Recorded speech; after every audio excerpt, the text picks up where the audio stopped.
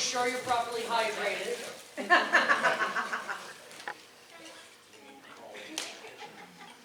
Oi! Cooks! Woo! And dishwashers!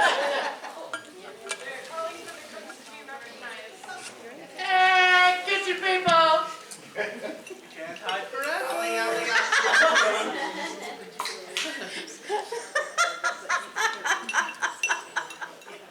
That one last person in the kitchen. We know you're in there.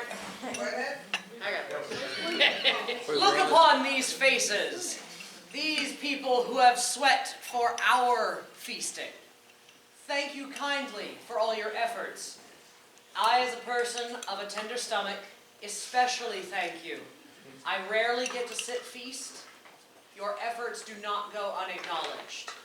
To the cooks, to the dishwashers, and to those who provide us sustenance,